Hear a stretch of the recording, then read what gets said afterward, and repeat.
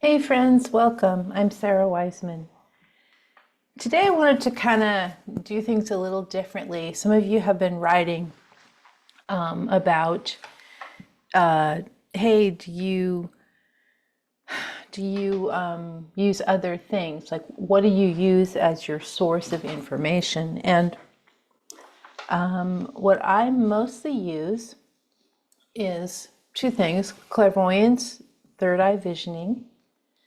I work with the technique of both the psychic rose, which is a pretty old, ancient clairvoyance technique where we use a rose as a symbolic container of information, and then we look at aspects of the rose as we see it in our mind's eye, and we interpret from that position. So, for example, if I were asking a question about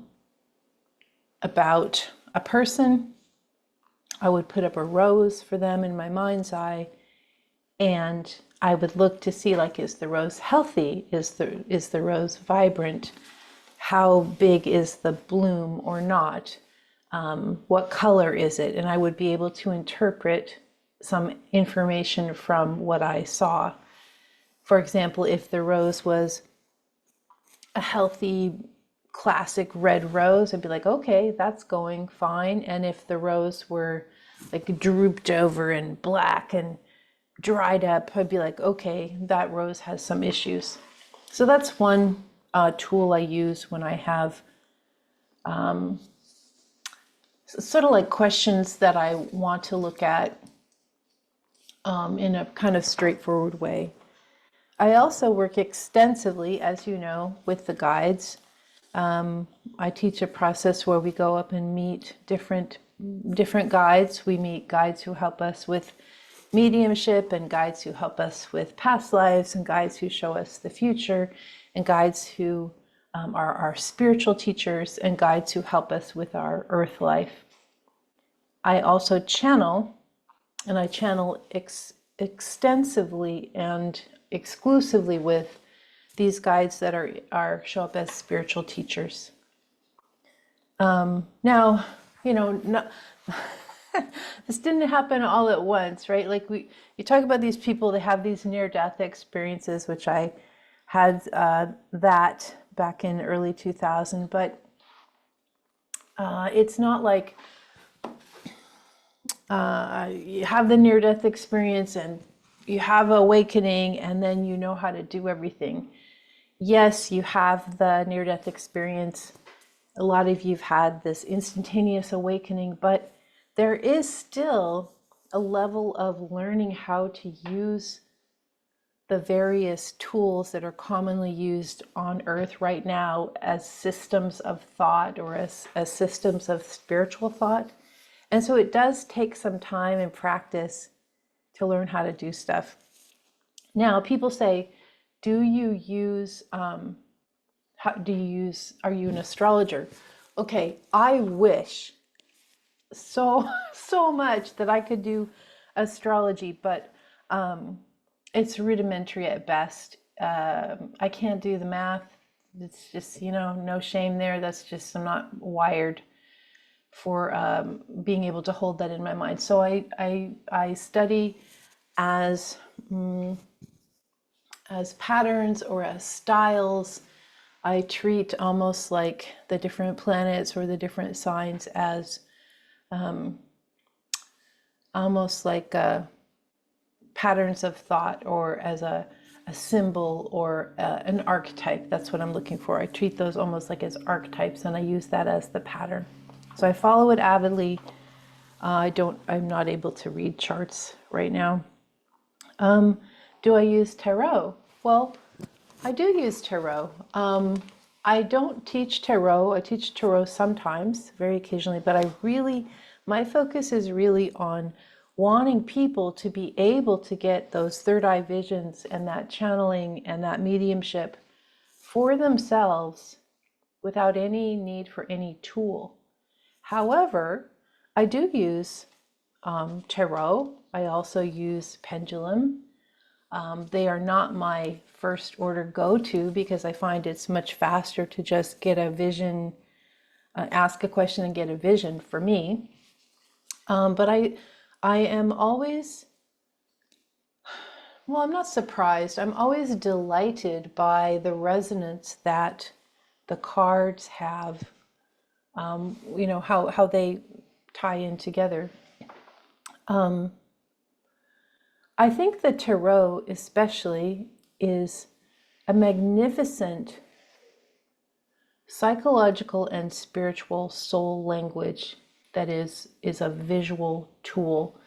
And I think that one of the reasons it's very useful is because people can, when you have a guiding vision, you see it in your head and then you can explain it to someone, but it is a little bit like explaining your dreams to someone, and no one wants to sit through that, like, and then there was a tarantula and what does that mean, so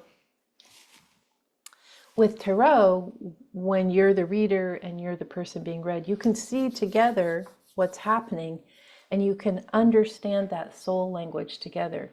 One thing about tarot is it's really, really old. The cards aspect were, they come from the 1500s.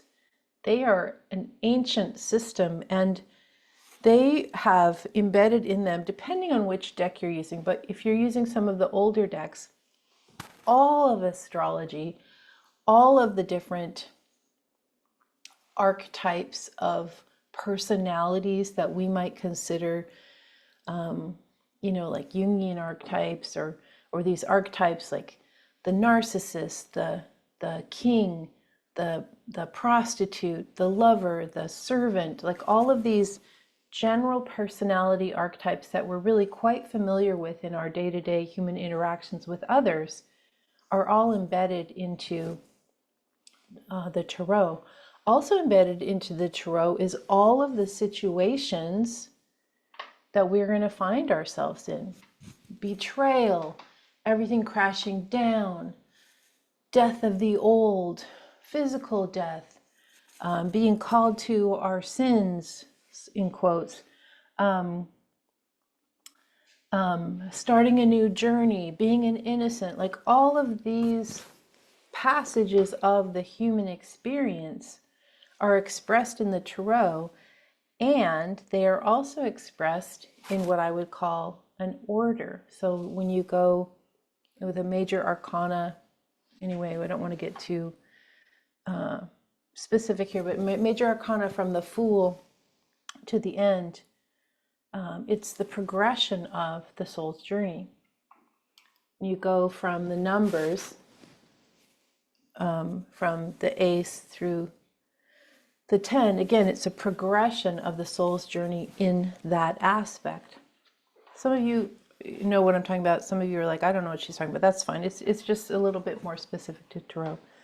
So I thought we'd have fun today, and I'll just show you kind of how I might do some things. I don't expect this to be my big practice, but I have been getting questions about it. So I thought, well, okay, I'll share you a little bit about what I do. So first of all, I work with this very old, so here it's a dog eaten, right? It's taped with tape, package tape, very old. Someone gave this to me as a gift many, many years ago. And this is the Thoth deck. Again, it's really old and well used. I've had it a long time. And the person that gave me this deck was so lovely because they said, I'm going to take the book out that came with this. I don't want you to use that. I want you to just take a look at what's there. And so they did end up giving me a deck from a Universal Await Tarot, which is also, look, it's all taped together. It fell apart. It's this tiny little book. So they're like, don't use the deck from this box. It's too mean. Use this lighter, more happy version. And they said, just don't use it. Don't use the book. That was their, don't, just get the book away. So I don't use the book. And then my path is, sometimes I'll do, so I'm going to just start, I'm just trying to, I'm sure there's a more elegant way of shuffling, but oops, I need to take that one out. That's the, anyway, if that comes in, we'll take it out. Here we go. This, sometimes I use that, sometimes I don't. It's the sales promotion. But anyway, so again, I'm not doing it as elegantly as lots of people, but what I wanted to do today is pull a few cards and share what they were for the world as it is now. And I'm going to actually just shuffle these too. So overhand, I divided the deck into a couple, and then I'm going to take this other section and use that because it's a little bit large for my hands. And then this one.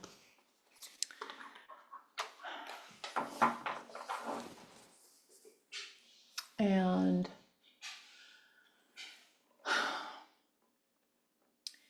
I think I'm just going to ask, what is going on? What is the reality of, I'm going to say like American political system now? And I could take the top, but I'm just going to take this one. Indolence. Okay, so you look at that and you're like, it's an 8 of Cups. You're like, yeah, that looks bad. I'm trying to see. Just look at it. That fits pretty clearly of a. Now, a lot of you are saying, "Oh yeah, I know the interpretation of this card." I'm just saying, look at the card.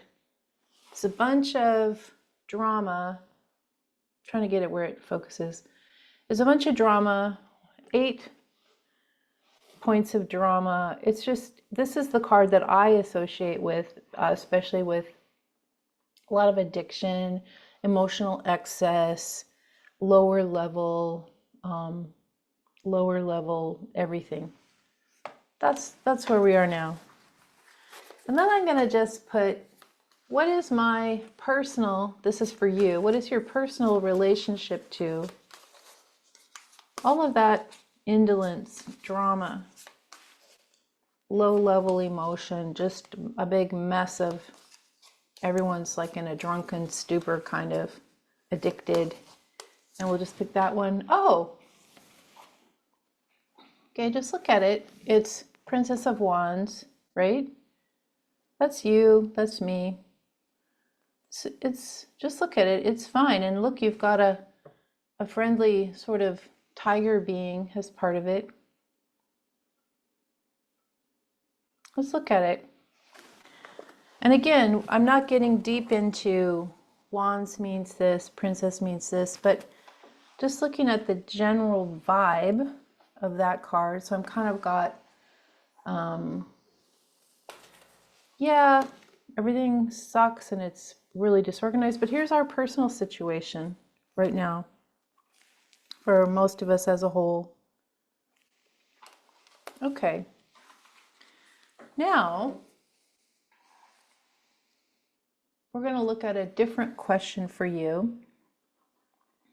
And again, this is just, so I could do a big spread, but I prefer to choose one card at a time in answer to a specific question. So I'm almost using the cards as, if I were going to do a reading on a question, I would put my vision up in my third eye and I would receive one vision, right? I wouldn't get a big spread of information in my third eye. So I'm also going to do that with the cards.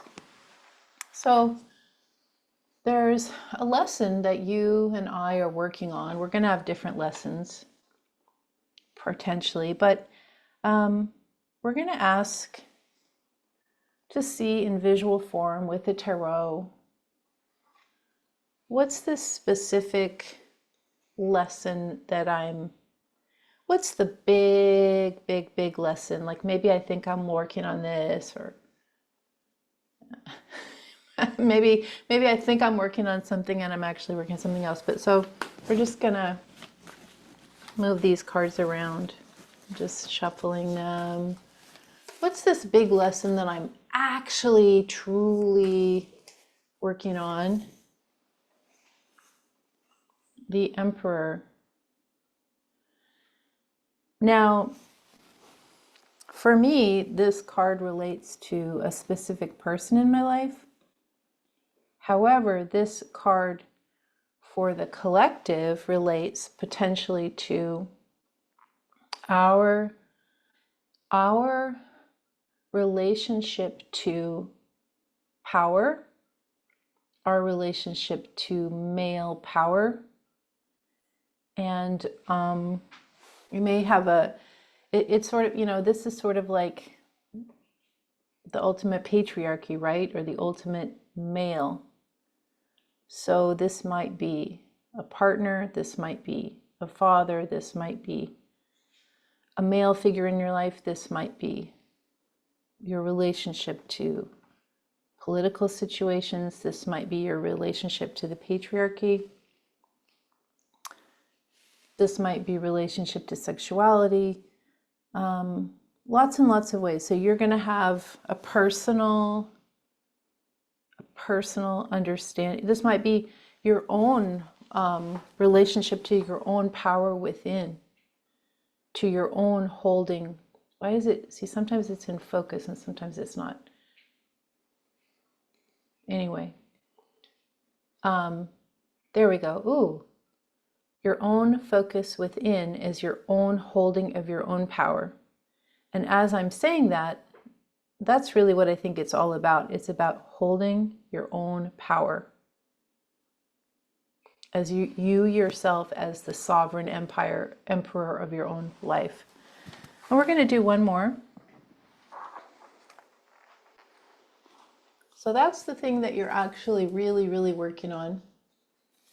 Okay, I always love, what do I need to let go?